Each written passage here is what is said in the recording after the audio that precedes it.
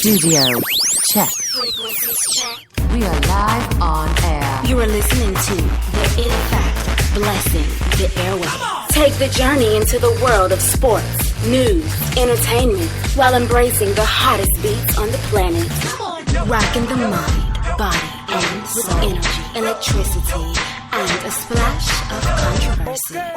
Now, without further ado, it's our pleasure to bring to you The biggest show in the world. The biggest show in the world. the biggest show in the world, the SBTV Nation.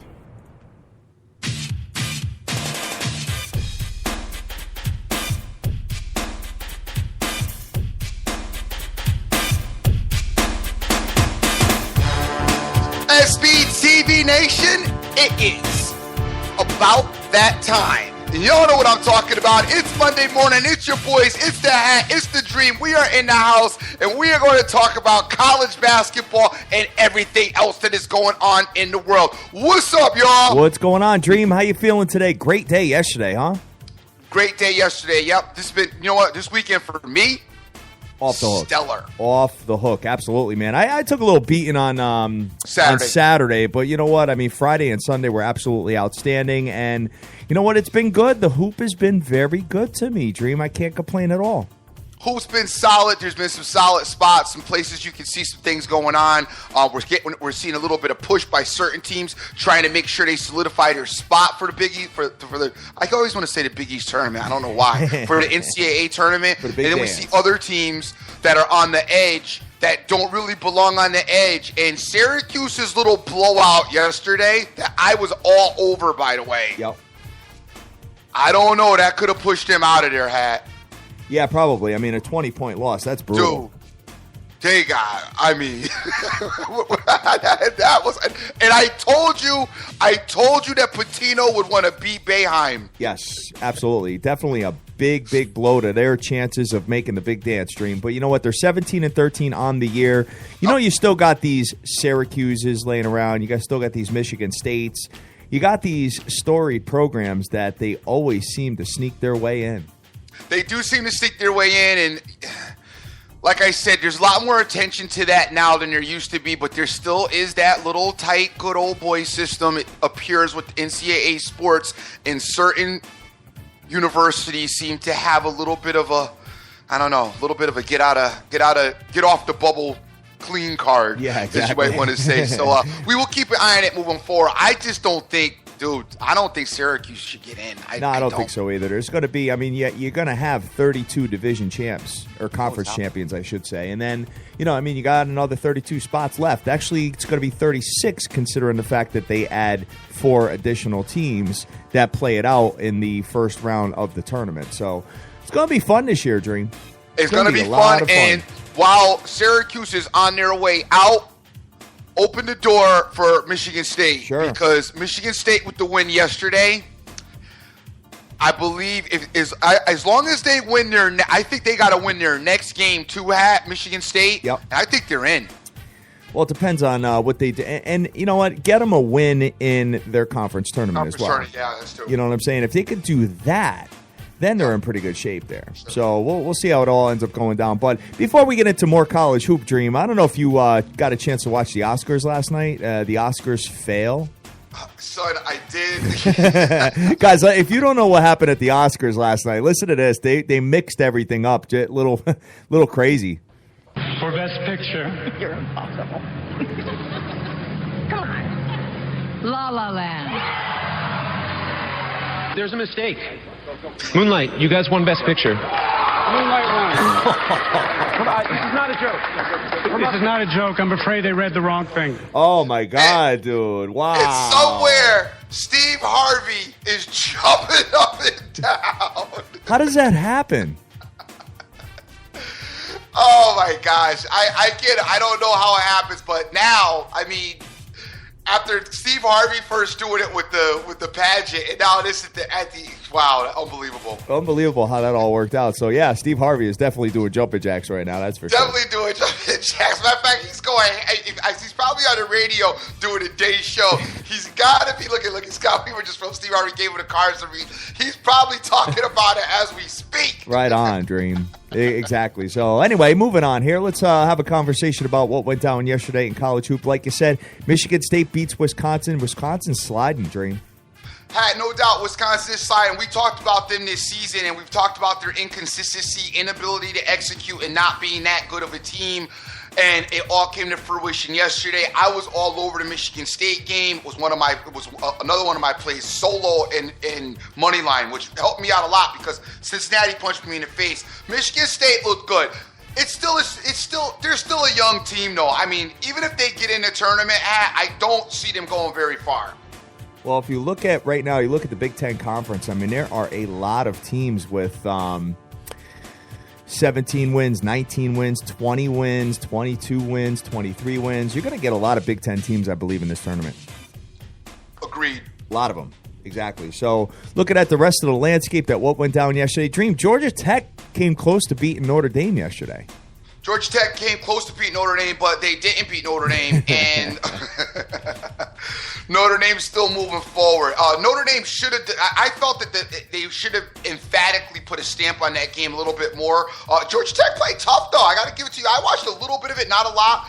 Georgia Tech played tough. I know you're up on Georgia Tech a tad bit, so big ups to you on that. That's a pretty good call by you. I mean, I was going to get, had I gotten involved with it, which Cincinnati punched me in the face, so it killed the teaser. So that play was it was more like a no play for me at that point. Another team that's sliding that I just don't know if they're going to make the tournament is Xavier. They lost to Butler, and Butler beat them by 9 points, Dream.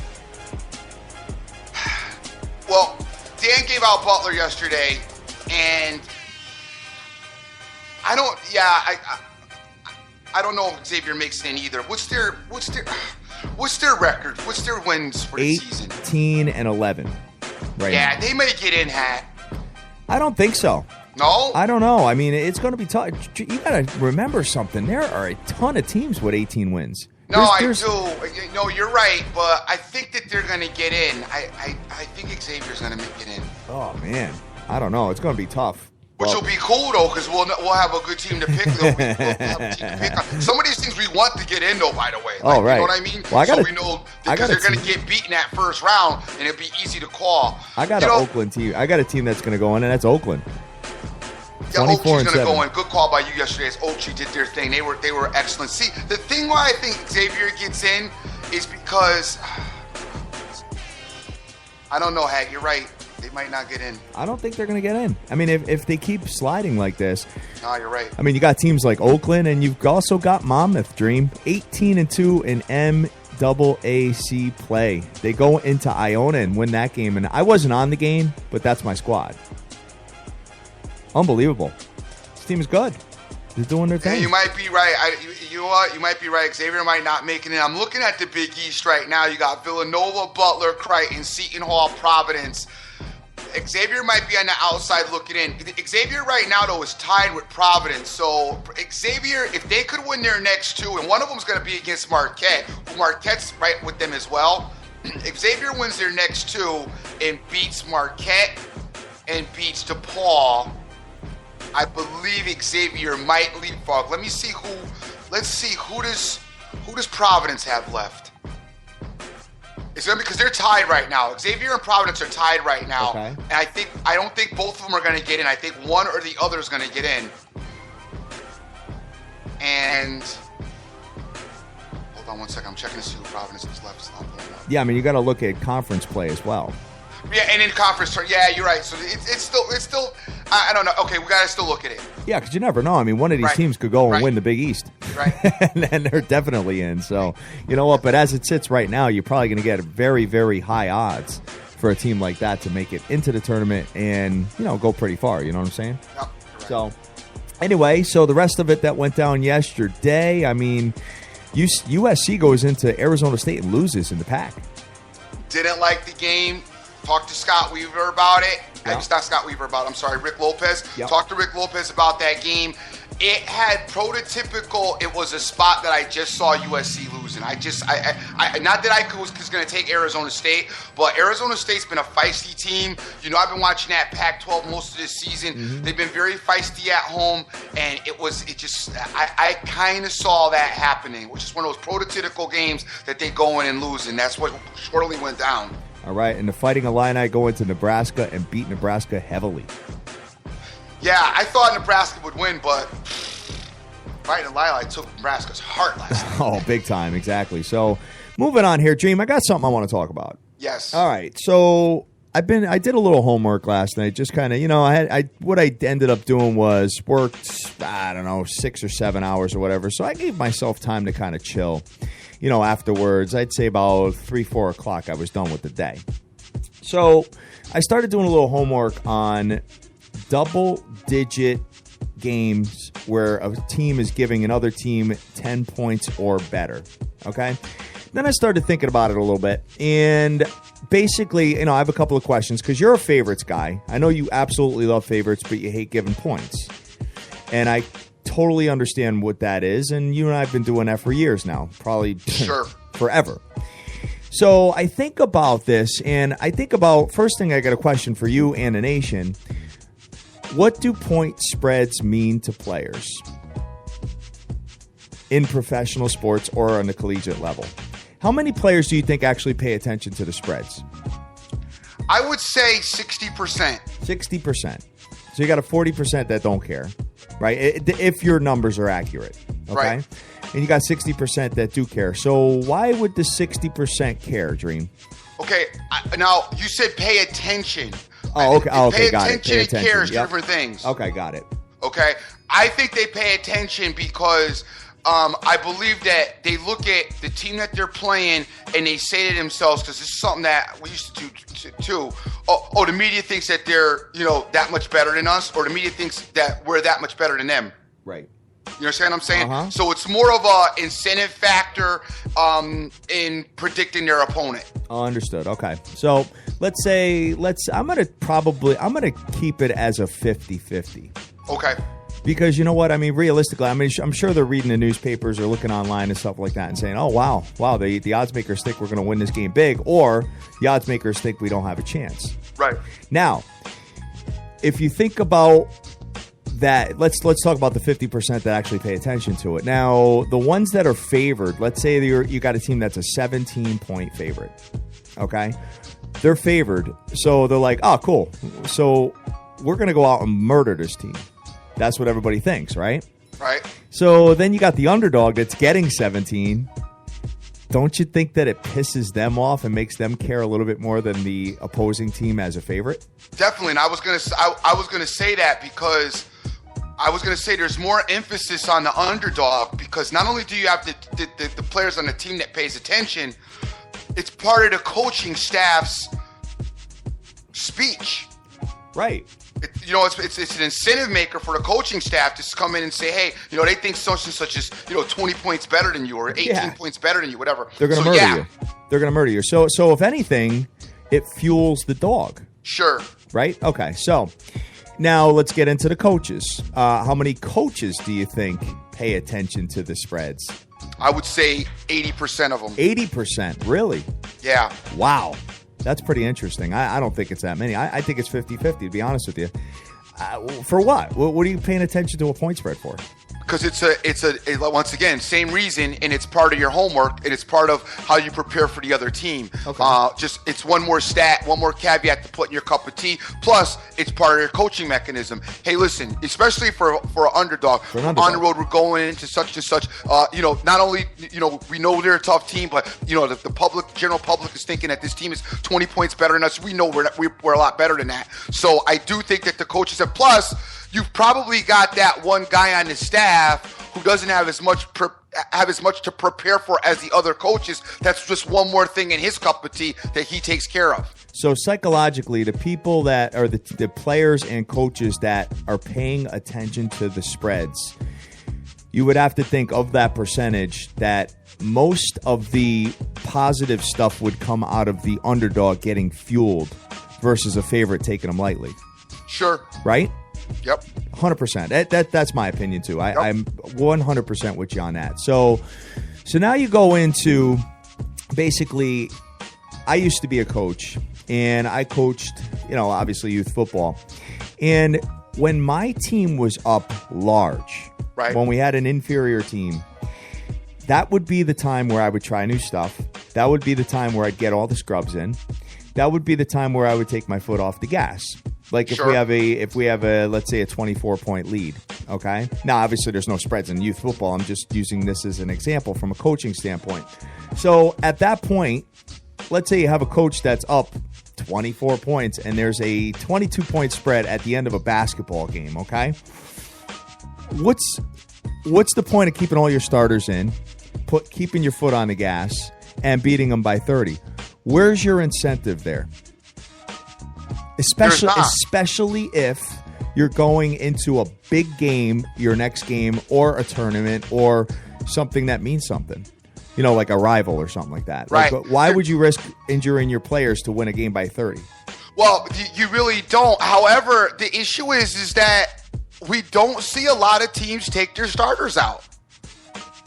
I mean, you even go to on the professional levels with like the Patriots in playoff games. Remember the year Gronk got hurt on the field goal, the extra point attempt. Mm-hmm. For some reason, these teams leave their starters in very, very late into the game. Very few teams do that, though. Very few teams. I would say a very small percentage of teams actually do that. And Rick Lopez, god damn. That is incredible, what you just said. Nice, very nice Dodgers picture there. I love that one. So anyway, I'm getting back to this. So I started kind of diving into this a little bit more as far as, because how many times have you been there where you've been given a big spread, your team's covering the whole time, and then in the fourth quarter or the second half, your team gives up a bunch of garbage scores, and you end up not covering the spread? How many times has that happened? Tons, right? I mean, you can't even count how many times it's happened to us, let alone probably all the gamblers in the country or the world for that matter. So that gets back to the suggestion of moneyline parlays. I love that because obviously a team wants to win way more than they want to cover. They have more incentive to win the game versus covering a spread. So I looked at it and I started looking at the actual numbers, Dream. Do you believe that in the NBA, the last couple of months, double-digit underdogs have covered about 58% on average? I do believe it. 58%, okay? Saturday in college basketball, 70% of the double-digit underdogs covered their spreads. And a couple actually won outright, but 70. So it's 14-6 on Saturday. So I took this into last night with the Clippers game, and sure enough, I took the dog and I won. Okay. Because they were given 10.5, which the Clippers have no business giving anybody 10.5, to be honest with you. Not at all. But you know what? I say, hey, let me get Charlotte at it plus 10.5, and sure enough, it won. So I know Weaver's going to have some stuff to talk about because he always loves dogs. Right. But that's pretty much, that's where I'm at with this thing, Dream. A lot of people like dogs. See, my issue with a dog is, and especially like if you give me last night. Last night, I wouldn't have minded the dog because it was Charlotte, and I don't think Charlotte, is that much of a dog. And I definitely agree with you. The Clippers had no business giving 10 to anybody. Right. The first thing I think you got to take into account is when you say double digits, 10 to me is borderline because 10 isn't really a blowout in basketball. Mm-hmm. Okay, so if I'm up 10 to 12 to 15, the coach's not taking their starters out. The coach's taking their starters out if they're up 20. I disagree. In the last 2 minutes of the game, if you're up 10 in the last 2 minutes of the game, you're not taking your starters out. Let's say you're given 12, or let's say you're given 10 points. Yeah. And you're up 12 with you're not taking your starters out. A minute 30 left. You're not taking your starters out. In basketball, they're not taking their starters out. Matter of fact, in hoop, pro basketball, you're definitely not taking your starters out up 10 or 12 at the 2 minute mark. Okay. You don't take none of the starters out. All right. So let's say they even leave the starters in. Yep. Okay. The opposing team is not fouling you at that point because they're down 12, right? So you're dribbling the basketball. You're just trying to eat clock. You're not really going for the jugular. You're not trying to go up 14. Right. You're not. You're just trying to eat clock. So what you're doing is you're basically holding it until the shot clock is done. And then the opposing team gets the ball and they're trying to shoot threes. nonstop. So I don't know, man. I'm looking at it here, and the numbers are staggering. It's kind of crazy. So I'm in agreement with the numbers. I don't disagree with the numbers at all. The problem that you have is when you have a team like, there's certain teams that just, for me, like last night, like for example, I believe I should give the USC example. No, I can't give the USC example. Notre Dame, Georgia Tech. But see, I could not take Georgia Tech though. Plus 11.5. Yeah, see there's certain situations that I can't. I don't like playing underdogs because certain underdogs I just don't think. See, my opinion was Notre Dame did have the ability not only to win but to cover their spread, and could have blown Georgia Tech out. It didn't happen, but I felt that Notre Dame was either going to win and blow out big, or just they would lose. So in this situation, to me, it statistically leaned more for me to take Notre Dame and get rid of the points than to try to take Georgia Tech and hold on to the points. I just don't like doing that. Well, you don't like doing it because you don't, in case you get down 30 in the game, no matter what, you're dead.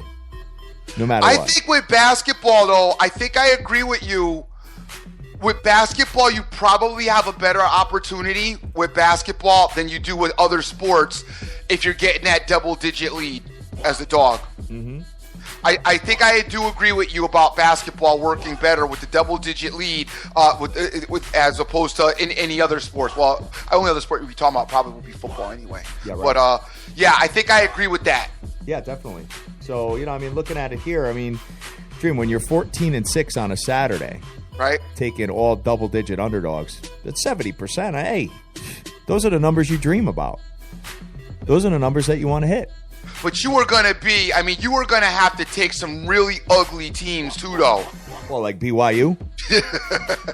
Exactly. They won the game outright, by the way. I get it. But so you was down to take BYU, though, Saturday night. Plus 20.5? Yeah. Not a bad look. No, not a bad look. But like I'm saying, but I wasn't doing it, though. How about taking the Brooklyn Nets when they're playing like Golden State Warriors the other night? That's what I'm saying. I'm not doing it. Right? Not doing it. Did Golden State cover that game? I don't know. What was the? I thought they did because I remember the score being kind of big. It was like a 22-point spread or something like that. And Dream, Brooklyn covered. It was a 22-point spread? Brooklyn lost by 17 points, and the spread was 21. Golden State did not cover the spread. Okay. What does that tell you? That's what I'm getting at. For what? What's the point? You're up 17. What do you care? Son, you're taking the Brooklyn Nets against Golden State. So what? You covered. No, I'm asking you, though. So you could do that. Why not? Because I can't. Why not? Because I can't. All right. Do I have a caller on the line today? What's going on, fellas? Hey, Weave. How you doing, buddy? Man, y'all must have started talking about this underdog thing knowing I was going to come on today. Well, you know what? It actually worked out. Yeah, it actually worked out very, very well that you were actually calling because you know what? This has been on my brain for a little bit, and yesterday I really started diving into it, and the numbers are staggering, bro.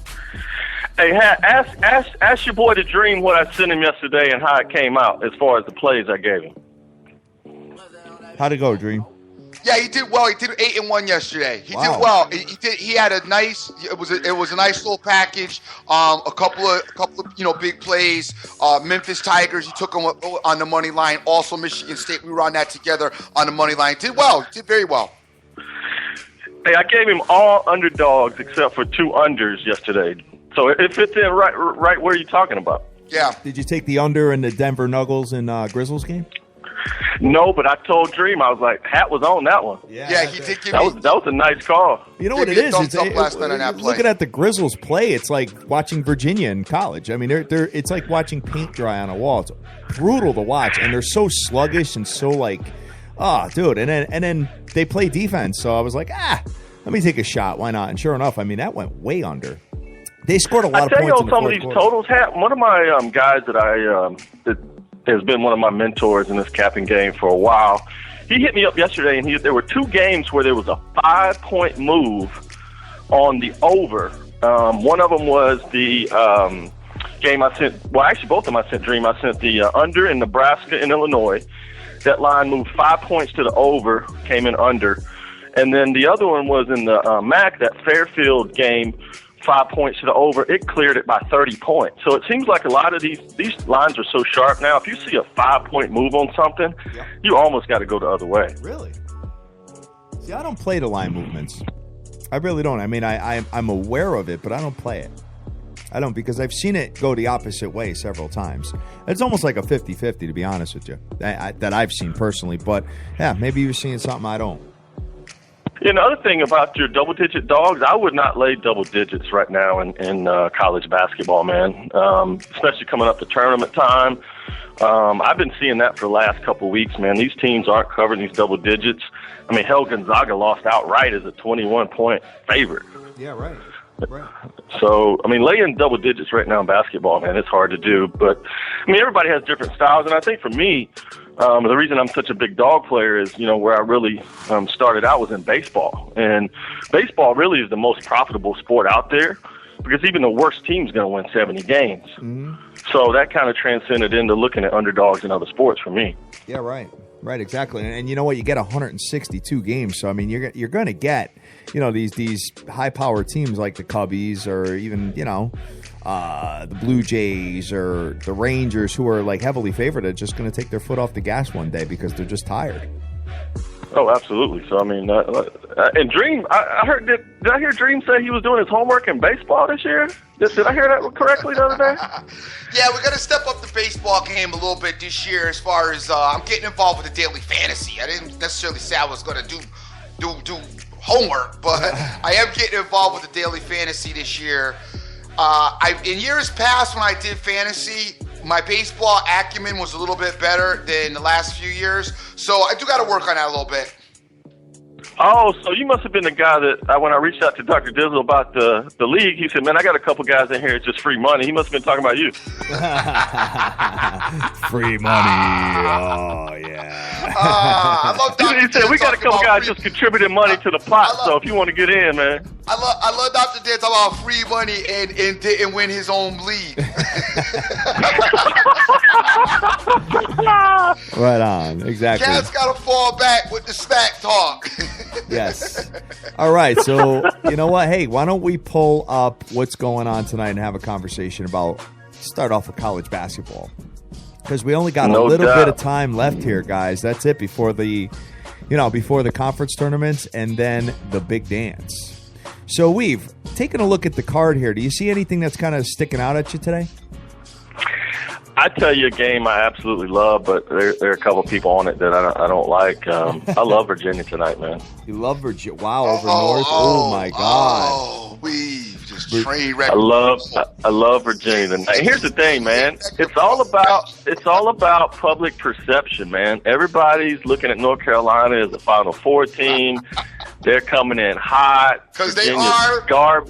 Virginia's garbage. They're booty. They don't score. And just like Dream talked about Butler yesterday, man, I want to bet on Butler, but man, every time I do, they just find a way to jack up something.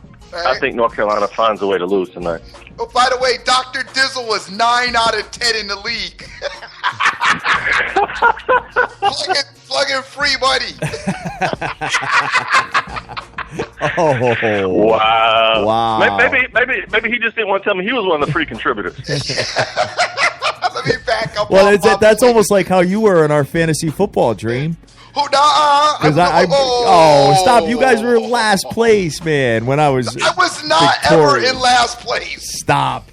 I was not ever in last place, Hat. What are you talking about? I think you were. I never was in last place. I'm gonna go and find it.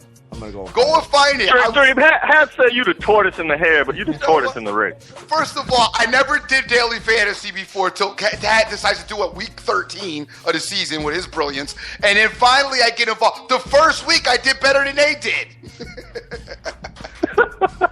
All right, so wait, listen. Okay, let me talk to you for a minute. First of all, you don't have a big spread in this game. It's only North Carolina's only -3. Home team underdog on prime time. You do have a home team underdog on prime time as far as dude. The problem is North Carolina's athleticism is ridiculous in comparison to Virginia. Virginia's going to try to body them up again. This matchup's a bad matchup for Virginia. This is not a good matchup for Virginia, which is why they got smoke showed last time they played. No, and I agree, Dream. I mean, athleticism-wise, Virginia is undermanned athleticism-wise, but we both know that the best team don't always win night in and night out. And what you're going to have, and a lot of this is based on what I see line-wise and what I see ticket-wise, more so than the athleticism I see from North Carolina. What I'm seeing right now is I'm seeing 2,700 tickets already out on this North Carolina-Virginia game. The next closest game is Virginia Tech, Florida at 1194. So you're probably going to have about 10,000 tickets out on this game tonight with 90% on North Carolina. Wow. And I just don't see that's going to happen. All right. I mean, I just don't. I'm staying away from this just strictly because of the home team underdog thing on primetime. But I mean, Virginia's awful. No, Virginia's terrible. They cannot score. I mean, UNC's putting up almost 87 points a game. Virginia's got no answers for North Carolina's offense. I'm sorry. And if North Carolina's, if the perimeter shooting is falling, this game's going to be another blowout again. The only thing I will give you, there's two little shaky things about this game that I will give you. That spread looks wrong. That I will tell you. North Carolina should be given more than 3 points. Dude, the last time they played, UNC won by 24 points. I know. I was all over. Remember that? That's the play. That was one of my plays that Dad gave 10 up. days ago. I talked about their athleticism. The only thing is, you have the revenge factor. You have Virginia being told right now, last time we played, we got beat in the face by them. We need to come out strong. And then you have this spread that I don't really understand why it's only -3, because I think it should be more. I would say the spread should be 6 to 8. Well, see, that's the other thing, Dream, I look at, too. I mean, in the last 3 years, Virginia's 40-5 at home. North Carolina is 20-13 on the road. So they're about 50% on the road. And you take in the fact that, hey, man, they beat this team by 24. So, all the players in the locker room looking around like, man, we smoked this team last time out, man. We can just go out here and just do what we normally do, and it's going to be a blowout win. I don't think it's happening. Wow. I don't know about a blowout win, but they should beat them by 3. All right, okay, by 1. Yeah, right. I don't know about a blowout, but I know they're going to beat it by 3. Dream, are you going to get down with this game? You know what? Like I said, the spread's bothering me. And now Weaver just came in and threw the black cat in the game, too. So now I'm like, I'm getting a little antsy in my stomach. I'm just saying, though. Originally, I looked at this game and I did like it. I mean, I don't think Virginia can. I don't think Virginia can do anything with this North Carolina team, who looks like they are really getting themselves together for the tournament. And I expect them to go far in this tournament. I don't see the momentum getting stopped here in Georgia at all. I don't think that, like I said, Virginia's defense, unless they're working on something different, I don't think they're going to have much success defensively against this North Carolina team. I mean, North Carolina offers you so much in so many different ways of scoring. And when you look at the spread only at 3, I don't see how North Carolina doesn't win this game by at least 6 points. I just don't. All right. Well, I wish both of you the best of luck, whichever way you're going. So you're going to take the +3, Weave, or are you going to money line them? I'm going to go both ways, man. I'm going to take the 3.5 and the money line. All right, sounds good. Well, you got 3.5 now. Wow, I'm seeing 3 here. What else you got? You got any other games you're feeling? I got a booty dusty game, as Dream calls it. There you go. I got South Carolina. This Virginia game. What's that? I want to pull you off of the Virginia game, like I had to pull you off of the Atlanta Falcons. Hey, we talking about Tom Brady, man. That wasn't even hard to pull me off of. Don't forget your boy that rescued you a couple times. Throw the lifeline out. I had to throw the lifeline out. And don't forget that my very first interaction with Scott Weaver played me. Hey, but see, he always talking about some old stuff. See, when you mess with Dream, he always bring it up. He like a girl. Be like, man, remember back 7 years ago when we was at the bar? Yeah. Yo, my very first interaction with Scott Weaver, he did some stuff just like he pulling right now. Talking about Dream, nah, you don't want to do that. And then what happened, Had? I gave him like 8 baseball underdogs in a row. He came back, my boy. No, I love him to death. No, come on, y'all know this my dude. Me and him keep constant contact, and he's definitely won way more than he's lost. But we originally started out the relationship salty as hell. Yep. Hey, well, at least I know Dream don't discriminate because he treat both of us the same. Yeah, right. Right on. So what do you got? What else? Y'all What keep is making this? the bookies great. What is this? Dream, make America great There you again, go Dream. with that Trump. Make That's America. I love all the idiot actors out there too, all talking smack. Come on, get over it. Get over it now. You lost. That's it. Weave. Talk to me about your dusty game that you got. I like. You got these small conference tournaments starting tonight. I like South Carolina Upstate at home against Kennesaw State. They're giving looks like 3.5 now. They lost on the road by 5. But this is at their gym. This is one of those tournaments where they have the home team host the tournament. And, I think they get it done at 3.5 tonight. So that's one of those small conference tournaments that I like tonight. Wow, Dream. What is it? Well, I never even heard of them before. South Carolina Upstate versus Kennesaw State. Interesting. Wow. Well, hey, Weave. Good luck with that one. That's I knew Hat would be like, man, good luck with that one. Yeah. Oh, God. That's like the party at Animal House where they walked into the bar and they asked if you mind if we dance with your dates. Yeah.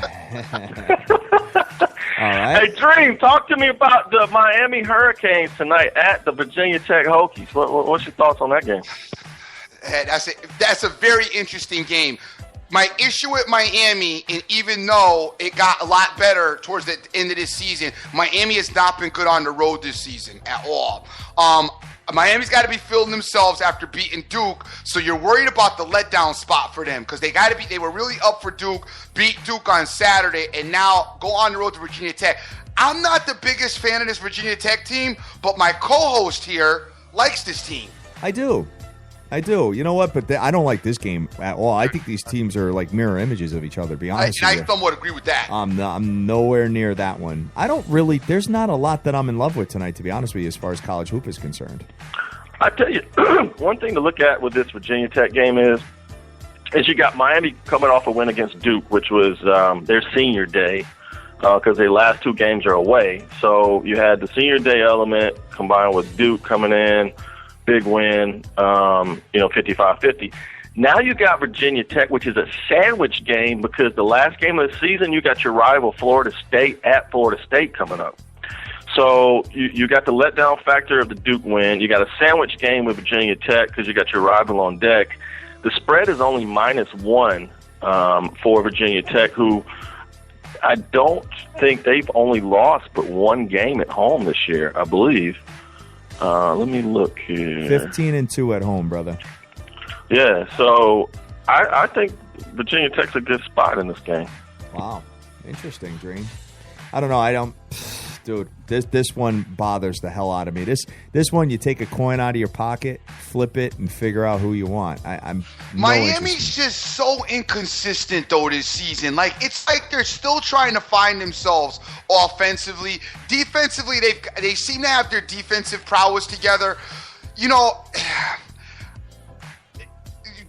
Miami already beat Virginia Tech on top of it, 74-64 in their first outing. So, you know, it's an interesting game. The only thing that's bothering me is, like Weaver said, Miami coming off of that big win against Duke. I know they were up to beat Duke. They may be taking Virginia Tech. I don't think they take them lightly personally, but they may be taking them a little bit lightly. I don't know how you could take anybody lightly right now this time of the year in college basketball. Miami just does not travel that incredible. It's a tough game. I'm not touching this game. I think both of these teams will be in the tournament, though. Oh, no doubt. Definitely. You know? I mean, Definitely. So, you know, at the end of the day, I mean, Miami's riding a 4-game winning streak. Virginia Tech riding a 2-game winning streak. So, I don't know. We'll see. We'll see how it all shakes out. But I can tell you. I mean, you're talking about Virginia not being able to score. They've averaged 58 points a game the last 5 games. But Miami's only averaged 63. Yeah, so they're not much better. No, they're not. And Va Tech can score almost 80 points a game, bro. Like Kat said, though, I will give it to them. These teams do remind me a lot of each other. Oh, big time. Big time, man. Big time. So I'm going to fall back and stay away from that. So, Weave, have you been getting down with the NBA at all? See there? Yo. Did we lose them? Yeah, I'm in the NBA in certain spots. Like right now, you got to fade the Pelicans, man. I mean, they haven't won a game since Boogie came along. And actually, when they went to Dallas, I was actually on the Mavericks, and they won outright. So you got to pick your spots, like you're talking about with the Clippers giving 10.5 to Charlotte. Even Dream's like, man, I think the Clippers going to win, but I can't lay 10.5. The NBA's a league where you just got to pick your spots. And speaking of that, why are your boys so terrible without LeBron, man? They're like 4-19 without your boy and lost because you know why? Because that's called okay. So we're all taking a night off now because he's not here. Yeah, right. You know what I'm saying? It's like the substitute teacher type thing with them. Yeah. That team. I mean, you can't talk. The problem was they were successful last year and shocked the world, and basically, I don't really know how much do you give? How much power do you think Tyronn Lue really has with this team? You got a situation where LeBron James is like the GM, the head coach, and the best player on the team, and like. If he's not there calling the shots, like nobody's responding to nobody. I mean, that's the feel that I get when I watch this Cavalier team. Sure. I'm with you 100% on that. And losing to the Bulls the other night, I mean, damn, if you jumped on that early and got the Bulls plus 11, you were laughing. And my thing is, and I feel bad for Tyronn Lue. He may be a good coach. I don't know if he's a good coach or not. He may be a good coach. But here's my thing, though. Like, what do you think he's telling any of those guys? You know what I'm saying? Like, they play better and they're looking at him he's telling them, hey, do whatever LeBron tells you. That's my thing. Because, like, hey, they're having a bad game. They're looking at him like, dude, shut up. Like, whatever. Like, we're losing this game. We'll be back next week. And we went to the finals last year and won anyway. So, like, whatever. You know what I mean? Like, it's unfortunate, but I don't know how the atmosphere there is exactly. But to me, it does look like, it's obvious. LeBron James is, he's just running the whole show down there. Yeah, pretty much. I mean, and I have never seen a coach come in halfway through the year and win a championship. Have you? No. Never. I don't think that's ever happened. Well, although when Michigan won the title with the Fab Five, the guy that coaches, Steve Fisher, who coaches San Diego State, did it. But other than that, man, I can't remember anybody.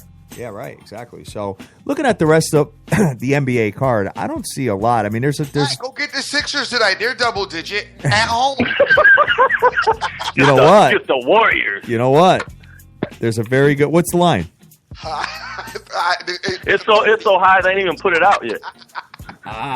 They working on it. It's opening up at 21 though. Perfect.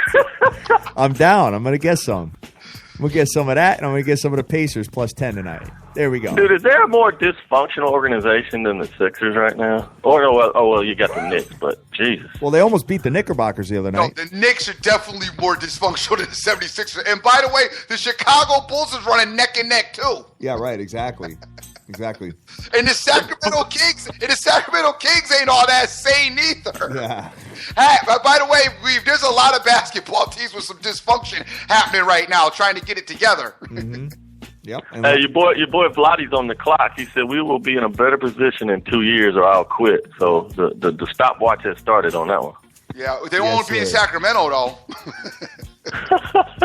Gonna be crazy, man. So anyway, let's get to the NBA. All right, NBA spots tonight. Well, you do have the return of your boy. He's playing this Milwaukee team. I got no NBA lines up except for the Celtic and the. I got a couple. I'm missing NBA lines. They must not know whether LeBron's going to play or not.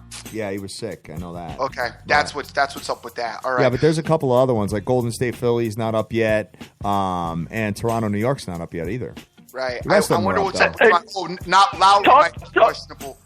Go ahead. Talk to me about my boys from Boston. I'm a big Celtics fan, man. What do you think they're going to do in this playoffs here, man? Nothing. Well, scrappy team. I had the Celtics yesterday. They're part of the two-team teaser that we ran with the Celtics and the Clippers yesterday. I had the Celtics bouncing back. They had a tough game. They got smacked in the face on Friday night against the Toronto Raptors. This team's feisty, but they did need one more piece of the puzzle. They were trying to get Carmelo Anthony and trying to get Jimmy Butler. If they could have got Jimmy Butler, boy, it would have been impactful for them. But they were not able to get him, so they're running what they run with. Good team. You know what the problem is? They don't have a lot of depth, and at the end of the games, it seems like they start fizzling out and maybe losing energy. It just seems like that teams hang on with them for a minute and then come through at the very end. tonight's going to be a good matchup for them as they're playing this Atlanta team. And, I like this Atlanta team too. I think they're the number 2 team in the East, but they're in a little bit of slump of themselves. So it's going to be an interesting matchup to see how the Celtics handle the Hawks tonight at home. The other thing about the Celtics, though, they hate covering their spreads. Oh, yeah. Yeah, they do. And I was out Saturday night, and I looked up at the Hawks game. They were getting beat by 30 by somebody. I was like, dear God. Yeah, it's tough, man. It's tough. I don't know. You know what it is I think a lot of these teams think it as well, is that, you're not winning an NBA championship with your squad. You're just not, unless you're playing for Cleveland or Golden State. I just don't see it, Dream. Well, the thing with the Celtics, man, other teams wanted them to give up too much of the nucleus they have now. And Ainge is just like, man, I'm not giving Crawford up. He's one of our best defenders. And that was part of the package for most of these trades, in addition to that Nets pick that's supposed to be pretty high. So that's really why they stayed pat. But I agree, man. If they could have got Butler, man, oh, my God, that would have been him and Thomas down the stretch. Sure. Pat, when you are a professional athlete and you make it to the professional athletic level, you fear no player. I mean, you're like, I'm better in your mind. I'm better. I'm better than. I'm as good as or better than him, even if that may not be the case. So when you make that statement, okay, a couple of teams like the Sixers, I will say, yeah, they're disinterested. But a couple of these organizations, like the Celtic organization, the Hawks, you go look around a little bit, the Rockets, they're saying, we could beat the forefront and the front runners. We're as good as them. We could beat them. I don't think that's the case with the whole league. I don't know. You got these teams that are just so good, East and West. I mean, come on. It's going to be really tough, Dream. We've seen it happen, though. Yeah, we have. But this is not our NBA. When I call the NBA, it's when Magic and Bird and Oakley and Ewing, the teams were so competitive. And not a lot of them took nights off like they do now. I mean, when's the last time back in the day you saw somebody resting? I mean, never. Yeah, I know. So it's a different league now, and I think it's very top heavy. But my thing is it different as it is? Last year, the Golden State Warriors were leaps and everybody was talking about them throughout the season. They were going to run through it, kill it, win the whole thing. Me included. Even though I did keep saying that Cleveland had the easiest run, the Cleveland Cavaliers weren't supposed to beat Golden State last year, and they did.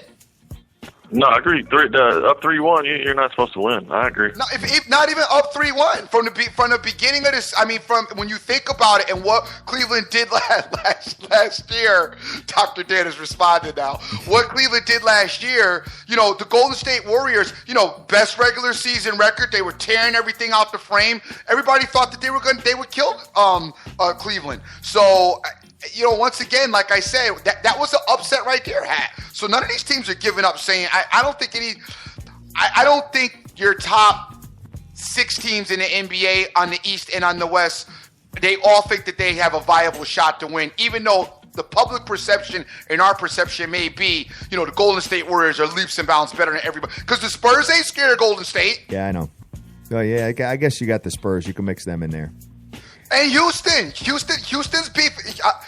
beefed up there. Now, I don't think Houston's that good, but they think they're that good. Yeah, right. So, Well, anyway, guys, we got about 10 minutes left in the show, so I just want to see where you're at as far as the plays are concerned. So you're taking Virginia, and you're taking this other game here, which is the... I'm gonna take 3 games. I'm gonna take Virginia money line and the 3.5. I'm gonna take Virginia Tech -1, and I'm gonna take USC Upstate minus the 3.5. All right, sounds good, brother. And you got any NBA or no? No, I'm not messing with NBA. There's not any good spots tonight, man. The interesting line though, the Mavericks opened up at a 1, and now they're a 1-point dog. So that line's flipped all the way to the Heat. So that's something I may look at, but. What are you looking at on the ice, man? There's 3 games on the ice. Anything there? Has forbidden me to give out the ice. The Dream he's been throwing man, let me sand. tell you what I did last night. I killed the card last night, so I was like, man, I want to see what these games are. So that Washington game went to Fultz was out, so it flipped to Washington State as a favorite. And then I'm like, man, is there any ice out there? And I'm like, oh man, the Coyotes cashed for me. It's like a two plus 200 last week. So I said, hey, man, I'm going to play Washington State and the Coyotes parlay. First half, Washington State and the Coyotes. So Washington State's tied at the half, so that was pretty much pushed. And then the Coyotes are down 2-0 going to the third. I turned my phone off, woke up this morning, they went 3-2. I'm like, oh, Lord. Wow. You know what? I told the Dream, don't stop throwing sand on the hoop fire with the hockey. Yeah, well, guess what? what? I'm throwing some sand on a hoop fire because fresh off of my hockey saving me Saturday night while Hat was crying Jordan on Saturday night. Crying Jordan. Hat was sitting there with crying Jordan Saturday night, talking about why I was able to come through with my hockey parlay that won. Tonight you got 2 spots on the hockey. Minnesota Wild, Montreal Canadiens. Canadiens are playing the Devils. I've been picking on the Devils most of the season, and the Wild are just a pretty damn good team. Wild, the LA Kings, they are starting to catch a little momentum right now. This King team is open up the season playing just dusty and abysmal. I think the Kings, I don't know why, but it seems like they play garbage up into the break, and after that, it seems like they pick up the pace. They just want to skate into the playoffs, and then they want to move their muscle around a little bit. Once again, trying to flex spot. Minnesota Wild, finesse team, fast, skates, a lot of precision play. Kings, a little bit different of a philosophy, body up a little teeny bit. I like the Minnesota Wild just to I think the finesse and their speed might be a little bit too much for the Kings, so I like the Minnesota Wild tonight. It's a light spot, guys. We're talking about 2 teams, very light spot.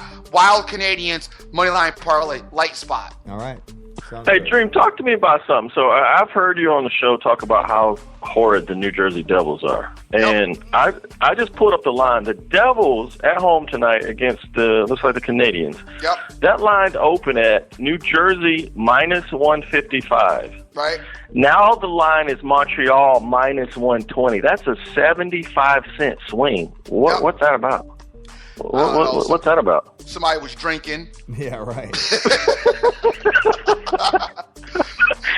You know what? Yo, what are you doing? Yeah, I think that line was wrong right out the gate. Jeez. Out the gate, huh? If you were able to snag that, you were laughing. Yeah, no doubt. Okay, Scott. So here we go. I'm gonna have to go against you tonight. I can't do it. I'll talk about it on Thursday when we come back, or we'll fire it up maybe on Twitter this evening. I'm taking North Carolina. Wow. I can't. I got to take North Carolina. Are you taking money line, or what are you doing? I'm taking a -2. Oh, you're going to buy it down to 2? Okay. Yeah, I'm buy it down to 2. I'm taking a -2. I got to take North Carolina. I can't do it with Virginia. I can't. All right. Sounds good, guys. Well, Weave, thank you very much for joining the show. We appreciate it on a Monday morning. Yeah, man. Thanks for having me in. Actually got me up early this morning because the kids are like, we ain't got no toaster strudels, Daddy. I'm like, oh, damn. Here we go. My kids kill me with that, too. Yeah. Dude, when you think about your kids, right, and what you give them, and think about what your parents gave you as a kid, you woke up, there was one dusty box of cereal, and that, like, maybe the milk was even half spoiled, and they were like, drink it, or they will hook you up with that condensed milk mixed with the water. Did you ever get that? I'm getting real ghetto now. My best friend across the street when I was growing up, his mom had the powdered milk. I was like, bruh, I can't even do that. Exactly. That's what I'm saying. And I go upstairs, my kids somehow, they don't want nothing for breakfast. I look in there, there's like 5 different types of cereal. There's freaking 2 to 3 boxes of oatmeal. The freezer's got chocolate chip waffles, regular waffles, pancakes, toaster strudel. I'm like, you cats got like about 50 breakfast options. No doubt. And you're talking about some we don't want nothing about the... Yeah. Talking about, let's go to Chick-fil-A, Daddy. I'm like, you better check your leg up in there and get some out of that freezer. Yeah. If you don't get your behind on the bus, catch a bagel and bounce. Weave, good having you on, brother. Always good talking to you. Everybody knows where to find you at, but if you want to shout yourself out, feel free to do so. Oh, yeah, man. Twitter is at Weave808, and then the website is grindtimesportspicks.com. We got baseball coming up, so I got those things getting together with baseball, so I'm looking forward to Dizzle's show on baseball, see what he's got. Tell Dizzle I'm on the over 71.5 Braves this year. Really? All right. Well, yep, over 71.5 wins for the Braves. Good luck with that one, brother. Good luck with that one. You might as well throw the Phillies in there, too. Braves do something with your pitching? You know, the thing about the Braves, they didn't get great pitching, but they got depth. Okay. They got Dickey. They got Cologne. Tehran's back healthy. The thing that I like about the Braves is their lineup's better this year. They picked up Brandon Phillips from the Reds at second base. They got Swansby Danson, who's the number one prospect in all of baseball. So they got that shortstop, second base combo. So I think defensively they'll be better. Kemp will be a full year this year. They picked up. And then in Carsey, they got from Arizona, leading the lineup. Plus, they're in that new stadium, going to give them renewed energy. I don't think they're going to be great by no means, but I think they can win more than 71 games. They got the future Cy Young winner, Matt Wisler, in the rotation. Oh, no, he's terrible. Terrible. Weave, take care, man. Have a good one. We found the All right, fellas, y'all be good, man. I'll hit you up tonight about this Virginia game. Oh, yeah. Oh man, I can't believe you guys are betting that game. That's crazy. Oh man, good luck. All right, Dream. All right, fellas, later. Take care. All right, Dream. So I'm looking at the card. Yes. I really don't have much. I don't. As a matter of fact, well, we don't need much. We killed the weekend. I murdered the weekend. Anybody, so... SBTV Nation, listen. We murdered this weekend. Plays was thrown out like it was absolutely Price is Right show here. So we covered plays this weekend. So if you want to fall back from any play today, like, you know what I'm saying, I don't feel pressured at all. No, I mean, I'm looking at it. I mean, I may take a look at what the Chattanooga line is, but other than that, I'm good. They're playing a Citadel. I have no line yet, but they should win that game. But other than that, I got nothing. All right, gang. I'm taking North Carolina. I'm sorry. There's just listen. I always do that. I like to bet our best team. North Carolina's dope right now, man. I don't like your coach. I don't like Will Williams as a coach, but I don't think you need a great coach to beat Virginia. They waxed the floor at Virginia. I know Virginia's got some. Oh, we ain't getting beat like that this time. Whatever. You could keep hope alive with the talk, but once them guys hit that floor and they start hitting you with them dunks and alley-oops and, running up and down the floors, threes dropping, all of a sudden you forgot about the pregame talk show. So I got North Carolina winning this game. I think they cover the spread. If you get it at 3, I think they cover the spread. I bought it down to 2 just in case. But I may money line it. I may end up money lining this as well. But my thoughts are I'm buying it down to 2. I'm taking North Carolina. Terrence Mack, I see you out there, so I know you're feeling what I'm talking about right now. This Virginia team's just not going to be able to I might be wrong. I've been wrong before, but I'm not wrong a whole hell of a lot on certain situations. This situation, I don't think I'm wrong on. I just don't see how Virginia stops North Carolina. Benjamin Rowe, what's going on? Shane Whitehead, how good to see you. Cincinnati Maverick, so good to see you and hear from you and hear that your health is doing well. I did read you as you were DMing me a little bit through the show. Great to see you and see you out there. You guys don't know the Cincinnati Maverick behind the scenes does a lot of promoting for us as far as letting other people know what we're about and what this program is about, what we do. He also linked us to Pamela Michelle, Sports X, and a couple of other things that we've got going on. So big ups to see him as his health has been a little bit shaky and he's getting himself back together, and that's good to see him out there. Also, speaking of which, Pamela Michelle's dad, we want to wish strength and wellness to him as well as he recovers. Direct Sports Solution, Mr. Charlie, great to see you out there. My boy Slick Rick Lopez, who has confirmed with me he is available to do some of Dr. Dan's baseball show as well. Rick Lopez has some serious baseball information, especially West Coast. Dude is always doing like minor league scouting as well on some of the up-and-coming athletes and players coming in. He's got his own baseball acumen, and his own baseball work is absolutely second to none. So we want to get him on Dr. Dan's show as well to help everybody out moving forward with this thing that we call baseball. Derry Bouchard, Mario Martinez, Vegas Girl 92661, my boy Irvin, hold it down there. Just take a break for a couple of days and we'll be back. Me too.